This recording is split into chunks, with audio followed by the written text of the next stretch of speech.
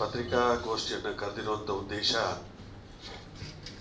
ನಾವು ಕರ್ನಾಟಕ ಪ್ರದೇಶ ಪ್ರಚಾರ ಸಮಿತಿಯವರು ಪ್ರತಿ ಜಿಲ್ಲೆಯಲ್ಲಿ ಕೂಡ ಪತ್ರಿಕಾಗೋಷ್ಠಿಯನ್ನು ನಡೆಸಬೇಕು. ಏನು ಕೋಟ್ಯಾಂತರ ಜನರ ಭಕ್ತಿ, ಶ್ರದ್ಧೆ ಮತ್ತು ಭಾವನೆಗೆ ಆಘಾತ ಆಗಿದೆ. ರಾಮ ಮಂದಿರದಲ್ಲಿ ಇವತ್ತು ಕಳ್ಳತನ ಆಗಿರುವುದರ ಬಗ್ಗೆ, ಅದರ ಬಗ್ಗೆ ಸಾಕಷ್ಟು ರೀತಿಯಲ್ಲಿ ಆ ಸತ್ಯಾಂಶವನ್ನು ಹೊರಗಡೆ ತರಬೇಕು ಅನ್ನೋ ಉದ್ದೇಶವನ್ನು ಇಟ್ಕೊಂಡು ನಾವು ಈ ಪತ್ರಿಕಾಗೋಷ್ಠಿಯನ್ನು ನಡೆಸ್ತಾ ಇದ್ವಿ. 1885 ಇಸವಿಯಲ್ಲಿ ಇವತ್ತು ರಾಮ ಮಂದಿರದ ಬಗ್ಗೆ ಸಾಕಷ್ಟು ಕೂಡ ವಾದ ವಿವಾದಗಳಿತ್ತು.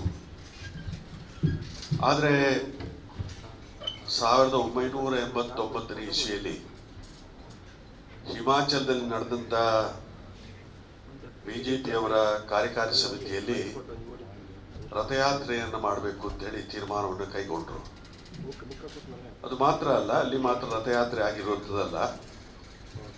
1989 ಇಸವಿಯಲ್ಲಿ ಚುನಾವಣೆ ಬಂದಿತ್ತು, ವಿಧಾನಸಭಾ ಚುನಾವಣೆ ಇತ್ತು. ನಾನು ಪುತ್ತೂರಿನಿಂದ ಸ್ಪರ್ಧೆ ಮಾಡಿದ್ದೆ. ನನ್ನ ವಿರುದ್ಧ ಸದಾನಂದ ಗೌಡರು ಸ್ಪರ್ಧೆ ಮಾಡಿದ್ರು. ಆ ಸಂದರ್ಭದಲ್ಲಿ ಇಟ್ಟಿಗೆಯನ್ನು ಮನೆ ಮನೆಗೆ ಕೊಂಡೋಗಿ ಪೂಜೆ ಮಾಡಿಸಿ ಹರಕೆ ದುಡ್ಡು ತಗೊಂಡು ಇವತ್ತು BJP ಓಟ್ ಕೊಡಬೇಕು ಅನ್ನೋಂಥ ರೀತಿ ಪ್ರಚಾರ ಮಾಡುವಂಥ ಕೆಲಸ ಕಾರ್ಯವನ್ನು ಇವತ್ತು ಅಂದಿನ ಸಂದರ್ಭದಲ್ಲಿ BJPಯವರು ಬಹಳ ಸಕ್ರಿಯವಾಗಿ ನಡೆಸಿದರು. ಆದರೆ ಆ ಚುನಾವಣೆಯಲ್ಲಿ ನನಗೆ ಗೆಲುವಾಯಿತು. ನಂತರ ಪೂಜೆ ಮಾಡಿದಂಥ, ಪ್ರಾರ್ಥನೆ ಮಾಡಿದಂಥ ಹರಕೆಯ ಇವತ್ತು ಇಟ್ಟಿಗೆಯನ್ನು ಅಲ್ಲೇ ಚರಂಡಿಯಲ್ಲಿ ಬಿದ್ದಿತ್ತದು. 3-4 ತಿಂಗಳುಗಳ ಕಾಲ ಶ್ರೀಯುತ ಪ್ರಭಾಕರ್ ಭಟ್ರು ನಂತರ ಬಂದು ಇವತ್ತು ಶೂಸ್ ಹಾಕಿ, ಅದೇ ರೀತಿಯಾಗಿ RSS ಚಡ್ಡಿ ಹಾಕಿ ಅದನ್ನೆಲ್ಲ ಲಾರಿಗೆ ತುಂಬಿಸಿ ಆ ಪೂಜೆ ಮಾಡಿದಂಥ ಇಟ್ಟಿಗೆಯನ್ನು ತುಳಿದುಕೊಂಡು ಇವತ್ತು ಎಲ್ಲೋ ಕೊಂಡೋದ್ರು. ಅದು ಎಲ್ಲಿ ಹೋಯ್ತು ಅಂತ ಗೊತ್ತಾಗಲಿಲ್ಲ. ಆದರೆ ಪ್ರತಿ ಮನೆಗೂ ಕೂಡ ಹರಕೆಯ ಹಣ ಅನ್ನೋ ರೀತಿಯಲ್ಲಿ ಕಲೆಕ್ಷನ್ ಮಾಡುವಂತಹ ಅವಕಾಶ ಆಗಿದೆ. ಆ ಹರಕೆ ದುಡ್ಡು ಎಲ್ಲಿ ಹೋಗಿದೆ ಅಂತ ಹೇಳಿ ಇವತ್ತು ಇಷ್ಟವರೆಗೆ ತಿಳುವಳಿಕೆ ಬಂದಿಲ್ಲ. ಅದೇ ರೀತಿಯಾಗಿ ಸುಪ್ರೀಂ ಕೋರ್ಟ್ನ ಆದೇಶದ ಮೇರೆಗೆ ಒಂದು ತೀರ್ಮಾನ ಏನಾಗಿತ್ತು, ಹೆಚ್ಚಿನ ಅಂಶ ಆ ವಿವಾದದ ಬಗ್ಗೆ ತೀರ್ಮಾನ ಅದು ಕೋರ್ಟ್ ಮುಖಾಂತರ ಆಗಬೇಕು ಅನ್ನುವಂಥ ನಿಲುವೇ ಕಾಂಗ್ರೆಸ್ ಪಕ್ಷದ ಆಗಿತ್ತು. ಆ ತೀರ್ಮಾನ ಆದಂಥ ಸಮಯದಲ್ಲಿ ಎಲ್ಲರೂ ಕೂಡ ಆ ತೀರ್ಮಾನವನ್ನು, ಕೋರ್ಟ್ ತೀರ್ಮಾನವನ್ನು ಸಹಮತದಿಂದ ಒಪ್ಪಿಕೊಳ್ಳುವಂಥ ಅವಕಾಶಗಳಾಗಿತ್ತು.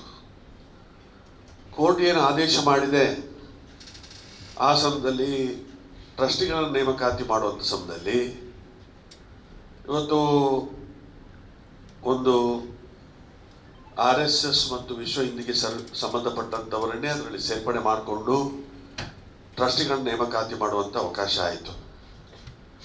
ಶಂಕರಾಚಾರ್ಯರವರು, ಸ್ವಾಮಿ ಶಂಕರಾಚಾರ್ಯ ಅವರು ಆ ಸಮಯದಲ್ಲೇ ಉಲ್ಲೇಖ ಮಾಡಿದರು, ಮೋದಿಯವರು ರಾಮ ಮಂದಿರವನ್ನು ಉದ್ಘಾಟನೆ ಮಾಡುವಂಥ ಸಮಯದಲ್ಲಿ ಮುಹೂರ್ತ ಸರಿ ಇಲ್ಲ, ಇವತ್ತು ಮುಹೂರ್ತ ಪ್ರಕಾರ ಮಾಡಬೇಕಾಗ್ತದೆ ಅಂತೇಳಿ. ಆದರೆ ಚುನಾವಣೆ ಇತ್ತು ಅನ್ನುವಂಥ ಉದ್ದೇಶಕ್ಕೋಸ್ಕರ ತುರಾತುರಿಯಾಗಿ ಅದನ್ನು ಉದ್ಘಾಟಿಸುವಂಥ ಕೆಲಸ ಕಾರ್ಯವನ್ನು ನಡೆಸಿದರು. ಅದರಲ್ಲಿ ಕೂಡ ಇವತ್ತು ಭೂಮಿಯನ್ನು ಖರೀದಿ ಮಾಡುವಂಥ ಸಮಯದಲ್ಲಿ ಬೆಳಿಗ್ಗೆ 1 ಎಕರೆ ಜಾಗಕ್ಕೆ 2.8 ಕೋಟಿ ರೂಪಾಯಿಯ ಬೆಲೆಯಲ್ಲಿ ಖರೀದಿ ಮಾಡಿದರೆ 12 ಗಂಟೆ ನಂತರ 18 ಕೋಟಿಗೆ ಮಾರಾಟ ಮಾಡುವಂಥ, ಟ್ರಸ್ಟಿಗೆ ಮಾರಾಟ ಮಾಡುವಂಥ ಕೆಲಸ ಕಾರ್ಯವನ್ನು ಟ್ರಸ್ಟ್ನವರೇ ಇವತ್ತು ಒಳ ಒಪ್ಪಂದದ ಮುಖಾಂತರ ಮಾಡಿಕೊಂಡಿರೋದು ಬೆಳಕಿಗೆ ಬಂದಿದೆ. ರಾಮ ಮಂದಿರದ ನಿರ್ಮಾಣ ಆಗುವಂಥ ಸಮಯದಲ್ಲಿ ಅದರ ಕಂಟ್ರಾಕ್ಟನ್ನು ಇವತ್ತು ಜಗನ್ನಾಥ ರಾವ್ ಅನ್ನುವಂಥ ಒಬ್ಬ RSS ಸಂಚಾಲಕರಾಗಿ ಇಲ್ಲಿ ಕರ್ನಾಟಕದಲ್ಲಿ ಕೆಲಸ ಮಾಡಿದರು. ಅವರ ಅಳಿಯನಿಗೆ ಒದಗಿಸಿಕೊಡುವಂಥ ಕೆಲಸ ಕಾರ್ಯ ಕೂಡ ಆಗಿತ್ತು. ಅದೇ ರೀತಿಯಾಗಿ ಇವತ್ತು ಕೋಟ್ಯಾಂತರ ರೂಪಾಯಿ ಲೂಟಿ ಮಾಡುವಂಥ ಅವಕಾಶ ಆಗಿದೆ. ಬಂಗಾರ ಕಾಣ್ತಾ ಇಲ್ಲ, ಬೆಳ್ಳಿ ಕಾಣ್ತಾ ಇಲ್ಲ.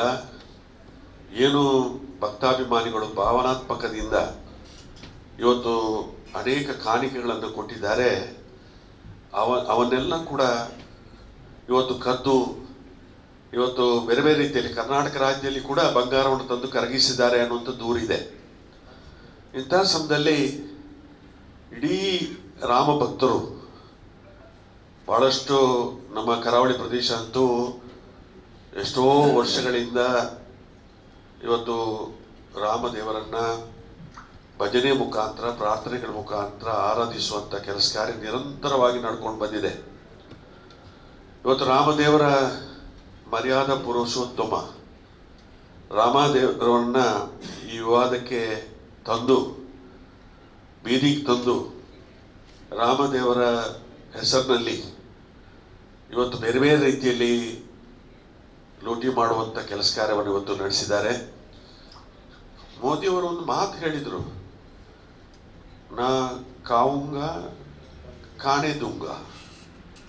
ಹೆಚ್ಚಿನ ವಿಷಯ ಇವತ್ತು ಅನೇಕ ಭ್ರಷ್ಟಾಚಾರಕ್ಕೆ ಸಂಬಂಧಪಟ್ಟಂತ ವಿಚಾರಗಳಿಂದ ದೇವರ ಹಣವನ್ನೇ ಇವತ್ತು ಕದಿಯುವಂಥ ಸಮಯದಲ್ಲಿ ಇನ್ನೊಂದು ಮಾತು ಹೇಳಿದ್ರು, ಚೌಕಿದಾರ ನಾನು ಅಂತೇಳಿ. ಹೆಚ್ಚಿನ ವಿಷಯ ಚೌಕಿದಾರ ನೇಮಕಾತಿ ಮಾಡಿರುವಂಥ ಟ್ರಸ್ಟಿಗಳೆಲ್ಲ ಉಪಚೌಕಿದಾರರು ಎಲ್ಲ ಒಟ್ಟಾಗಿ ಸೇರಿಕೊಂಡು ಇವತ್ತೇನು ರಾಜೀನಾಮೆ ಕೊಟ್ಟಿದ್ದಾರೆ. ಚಪುತ್ರಾಯ್ ಇರ್ಬೋದು ಅಥವಾ ಅನಿಲ್ ಮಿಶ್ರಾ ಇರ್ಬೋದು ಅಥವಾ ಇನ್ನು ಕೆಲವರು ಇರ್ಬೋದು, ಅವರೆಲ್ಲರೂ ಕೂಡ ಇದಕ್ಕೆ 100ಕ್ಕೆ 100 ಪಾಲು ಕೂಡ ಭಾಗಿದಾರರಾಗಿದ್ದಾರೆ. ಈಗ SIT ಸಮಿತಿಯನ್ನು ನೇಮಕಾತಿ ಮಾಡಿದೆ. ಉತ್ತರ ಪ್ರದೇಶದ ಮುಖ್ಯಮಂತ್ರಿಗಳು ನೇಮಕಾತಿ ಮಾಡಿದ್ದಾರೆ. 84 SIT ಉತ್ತರ ಪ್ರದೇಶದಲ್ಲಿ ನೇಮಕಾತಿ